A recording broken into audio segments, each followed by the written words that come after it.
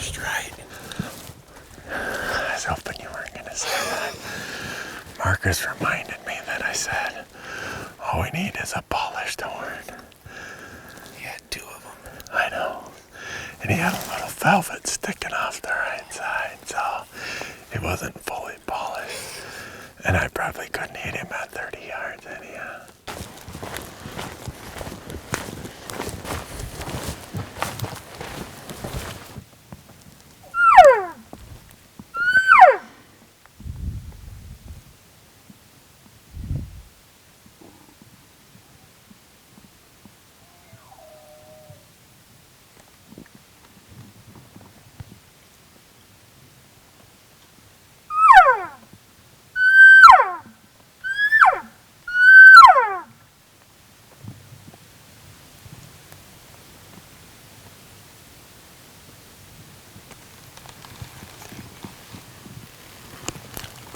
Sit up here and try to call him in.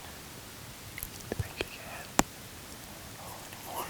How far away was it? I think he's that far. He's being timid. 300 yards.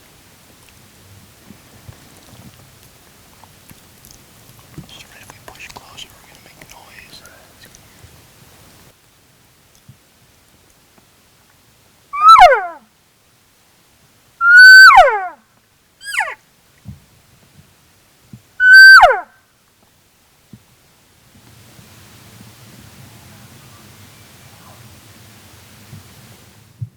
You want to sit up and shoot? Doesn't matter, you can shoot. We're both going to back a long ways. I'll stay here with one camera guy and just cow call, and I'll slip up 50 yards. Yeah. Just give him a couple cow calls like we've been doing. Sounds like he's coming this way.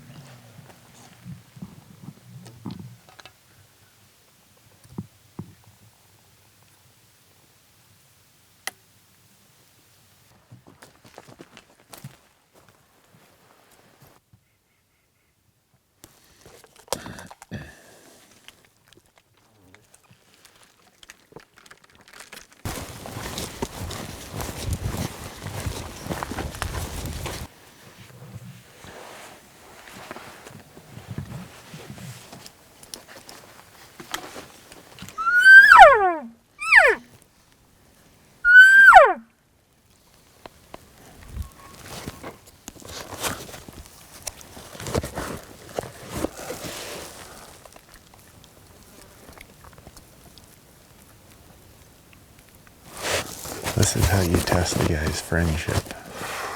You shoot a 5.7 miles from the truck. But as the crow flies, we're only 4. No, as a crow flies, it's 7. Oh. We've walked in a straight line. He might be a small 6. We have a lonely bull up here, but we are so far from the truck.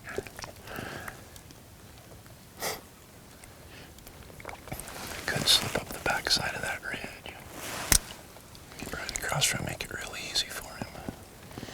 Mm-hmm. The wind would be going up there, wouldn't it? Yeah.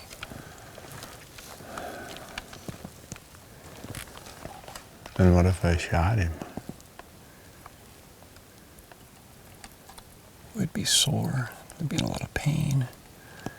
But we'd be successful.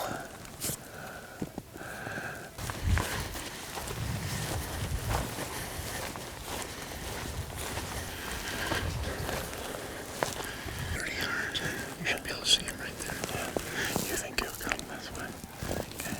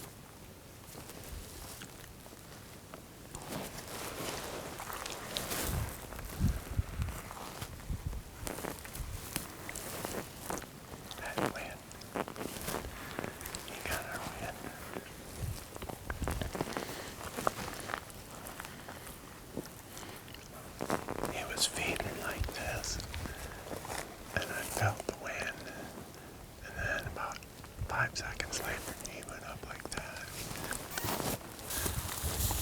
The reason he wouldn't come, he had cows with him. He had 1 cow. Oh, just one, okay. That's all I saw. Same bull from this morning. What? Same bull from this morning.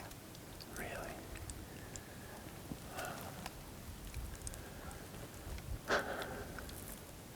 Nice 6. Crazy. The wind is so squirrely up here. They're sitting in a perfect spot. You can never approach them no matter which way you came from. You're going to get a wind swirl.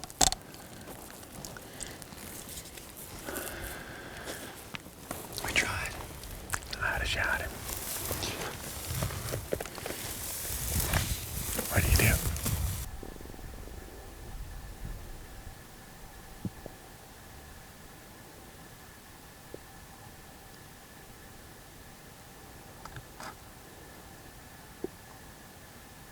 Fifth day of the season and heard 3 bulls bugle legitimately. Yeah. Heard a couple little whines and whistles, but Yeah. And that's September 19th today. I mean, we're seeing bulls by themselves with white antlers still, no rubbing. Yeah. I think we've walked every ridge in New Mexico, and I've yet to see a fresh rub tree. No. I see a bunch from last year, so I know that they use those ridges for rutting. You know, it's 85 degrees, we've got a full moon, Those don't help for sure. Don't help. There's a lot of green grass. Yeah. So I think they can be spread out. Yeah, there's no congregation for food. It's definitely not a normal rut hunt. No. You think in New Mexico, I was telling Ben before we came down, I'm like, I'll just expect to see like herds of 50 or 60 elk and 10 bulls run in circles and screaming their heads off. And this is going to be a classic rut hunt. Yeah. And the only thing running in circles screaming their heads off is you and I. Yeah, that's the fact that we are now 7 miles from our rigs and it's 85 degrees and we have to walk back. I'm almost willing to walk back bushwhacking in the dark. And we came 7.1 miles because we said we're going to hike until we hear an elk bugle. And we heard our first elk bugle 7.1 miles into our morning. If people watch this episode and they wonder why I shoot the first branch antlered elk that comes by, that's why. And it's, I don't know. I think you put too much pressure on yourself if it's all about a big bull. You come to a unit like this, we're hunting the Gila in New Mexico, 4% draw odds, whatever it was. You come here and you build up all this expectation, and the reality is, It's still hunting. it's hunting, and those bulls aren't behind every tree. I mean, yes, there's a big bull or two here, and we've seen a couple From afar. nice ones from long distance. Yeah. But to try to hunt them and shoot them with a bow, Yeah. it's.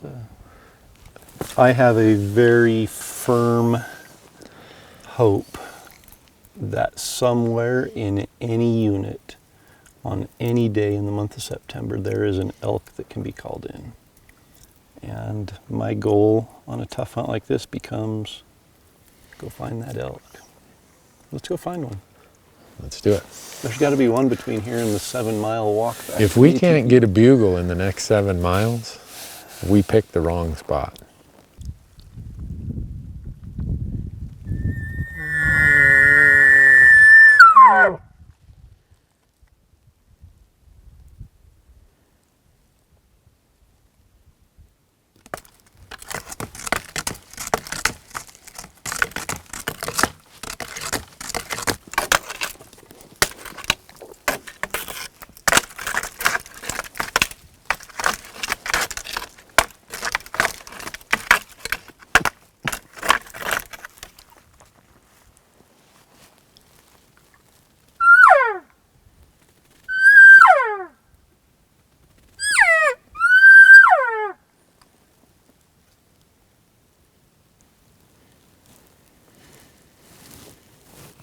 Just stay right here. I'm going to go back about 100 yards and pretend I'm leaving. Sometimes if they're timid and just stand up there, they might walk back to check out the rub or something.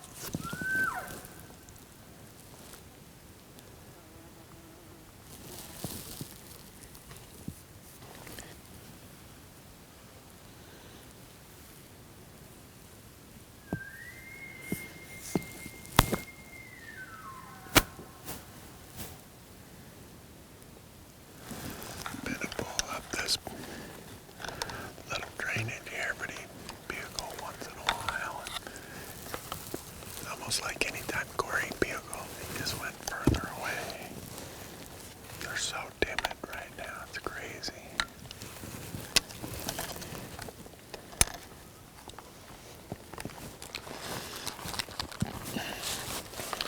Is it safe to assume the turkey call means we're moving on? I was too tired to walk back up there again.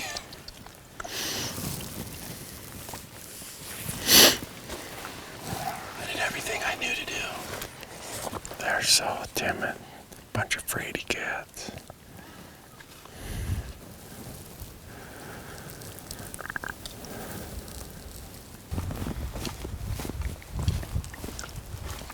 There's 4 bulls. The lower one is a 6 point. What's that? The lower one is a 6 point. This went into the brush.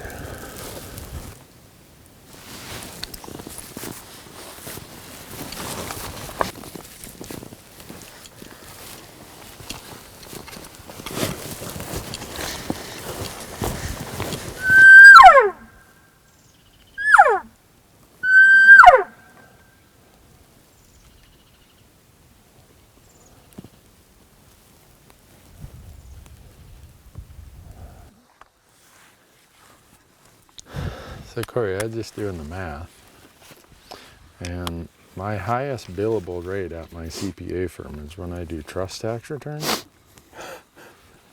It's almost gross what I charge people for trust tax returns.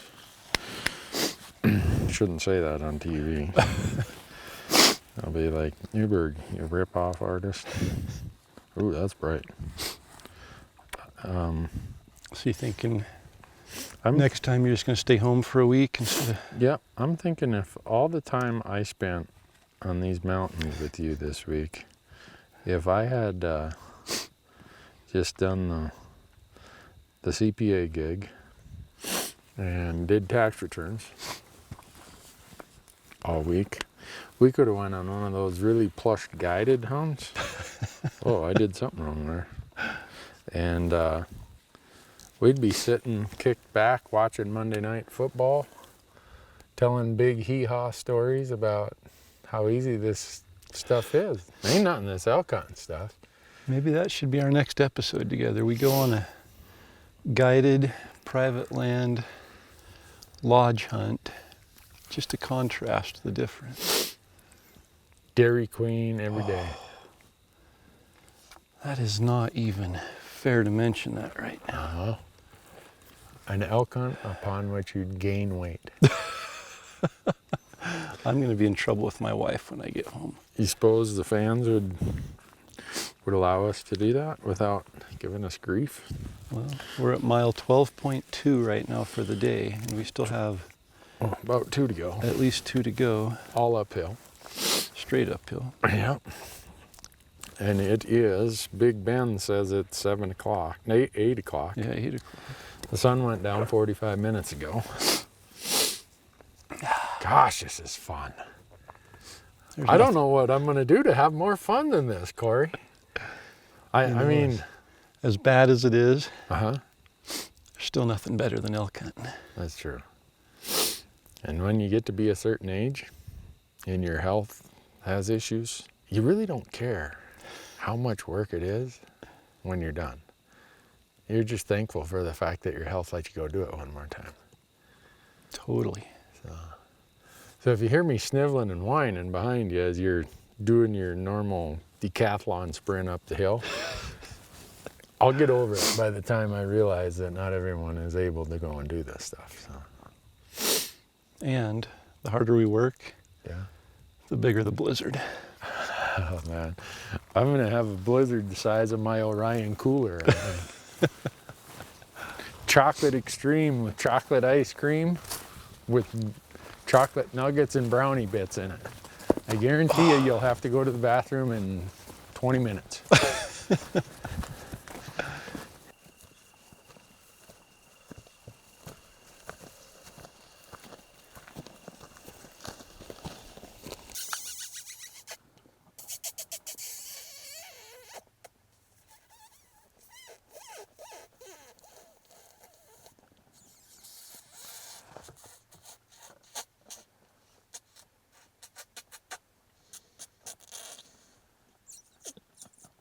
I know we can at least call.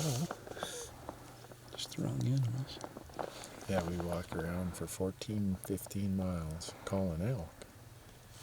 And we're calling gray fox. With our lips. With our lights on it. I think he was completely blinded when we cranked our lights up. We got some sort of spider just landed on me out of that tree here. All kind of creepy crawlers here in the dark in New Mexico. But to Corey's benefit, there are no rattlesnakes. That Right is here. definitely to my benefit. And to yours, because I don't think you could pack me on that backpack the rest of the way out. I'd just unbuckle it and leave you there. As long as I could stand on it and get above the rattlesnake level. I'd sell you to somebody. For sale. Highly used elk hunter.